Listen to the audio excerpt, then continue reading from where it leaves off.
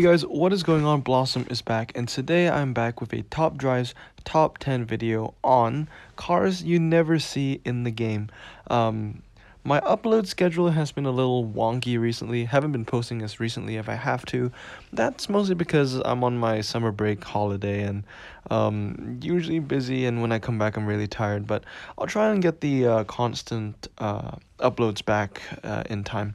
But today I'm going to do a video on the top 10 cars you never see in the game. These are cars where you go into an event and you just never see them, and sometimes you forget they even existed. The first one here in 10th place is the Corvette Z06.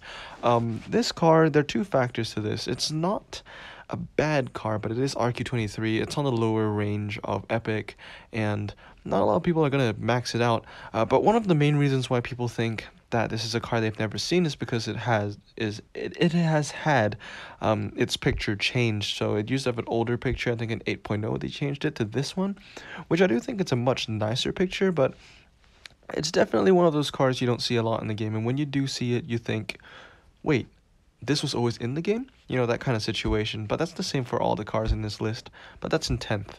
Moving on to 9th is the Mazda Cosmo. This car, once again, has very niche qualities to it. It has standard tires, rear-wheel drive, RQ20, so it's kind of in the middle of the ultra-rare range. And yeah, top speed, it's pretty good, 155, but when it comes to 0 to 60, it's not that strong. Handling is kind of strong, but it's not a car you see very often, because when it comes to standard tire cars, most people would prefer using maybe the four-wheel drive cars, like the Cadillac or I guess BMW 740D. That's standard tire four-wheel drive, but that is an epic car. But you get what I mean. You see a lot of those cars a lot more often, and the Cosmo is something that I forget exists in the game, and even exists in real life. I barely see this car in real life. Moving on to 8th place is the Nissan Murano. This, once again, is a car I barely see in the game. I barely see it maxed out. I barely see it in Nissan events. Because usually when there's a Nissan event and there's an off-road Nissan event, you're going to see the Nissan Silvia. That's the most common one, the Nissan Patrol, Nismo. And maybe sometimes I would say even the Nissan Juke.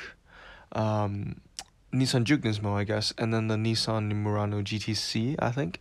But the Nissan Murano, this one, I feel people barely see it, just because it's a little more crappy than the GTC. The GTC has better handling by just 1 point, but that 1 point goes a long way. So, yeah, this is just a car I don't see very often in the game.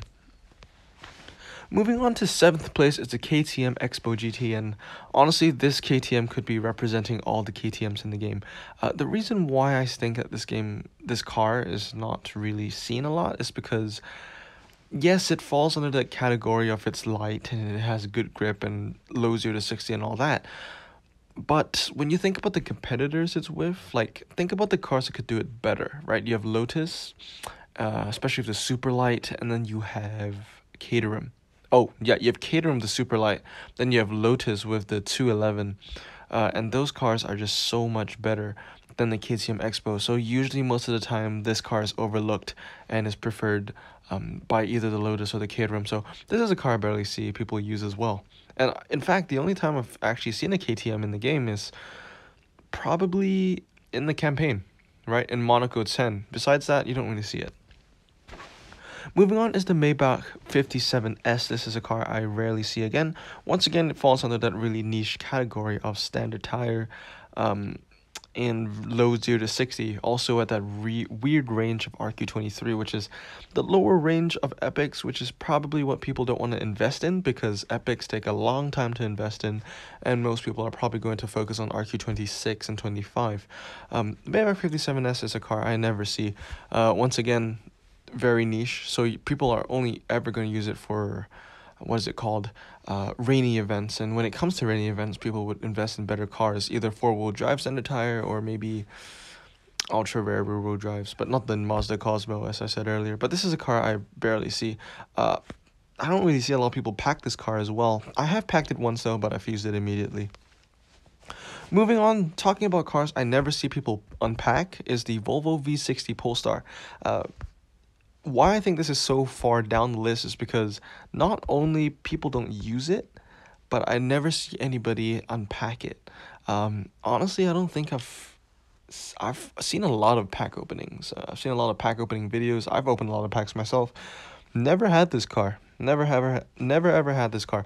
It's in that weird range where it's four-wheel drive and medium clearance, but it's not really that strong because you have all those RQ30 Audis that really just take the cake in the four-wheel drive medium clearance department. Handling is all right. Uh, Once again, it's just an all-rounder car. Nothing too special. It doesn't have any standout statistics, and that's why I think this is just not a car people invest in, people use a lot, and yeah, just don't see people unpack it really. Moving on, and this one is kind of sad because I own 5 of these, and 3 of them maxed out, is the Porsche 911 Turbo Martini. Just like the Volvo, this car is very rare. You don't see it in a lot of events because there's so many ultra rare Porsches that just have a better job, that does a better job, even though the Turbo Martini has an amazing MRA. Yeah, I mean, I guess, to be honest, I don't see a lot of people unpack this car.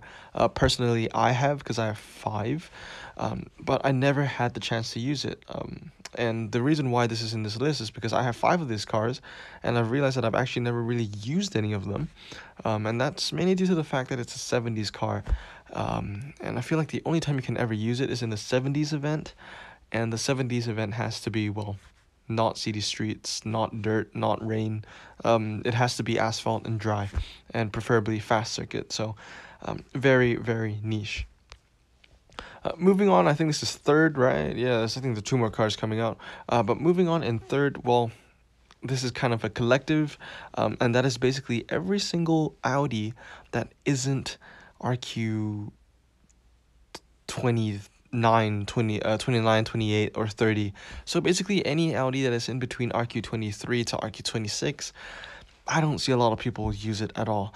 Maybe the TTRS, I think that's called. People kind of use it in the SQ5, but every other car, every other Audi, people don't use. Especially, I would say these 6 right here.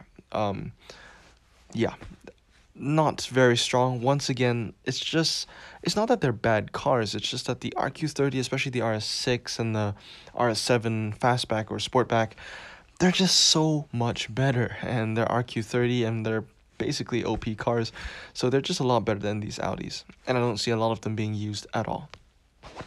Moving on to second place, we have the Subaru Tribeca. Now this crosses off the list of just cars you don't want in the game, right? First of all, it doesn't get unpacked often. I don't see this car very often. Second of all, nobody ever uses it. Once again, it's in that four-wheel drive, all-surface tire, kind of very niche market. And the handling is not very strong. Top speed is very low. 0 to 60 is very weak. Actually, I take it back. The handling is mediocre, right? Mediocre for a four-wheel drive, all-surface tire. Probably high ground clearance.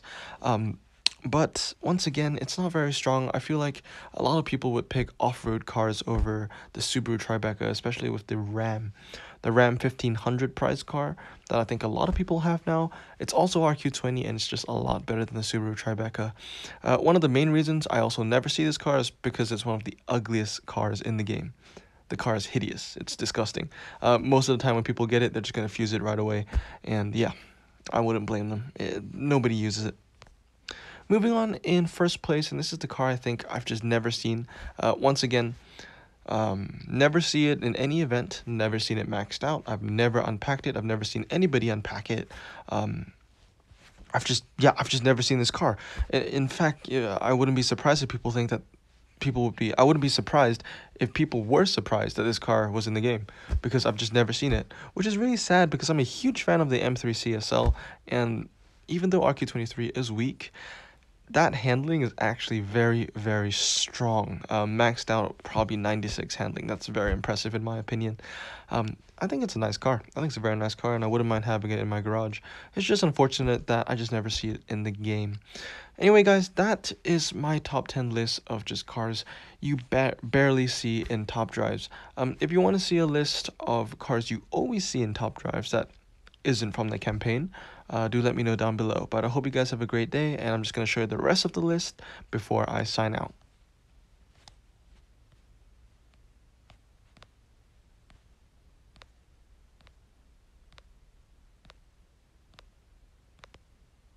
Well, guys, that's the list right there. Hope you guys enjoyed this video of the top drives top 10.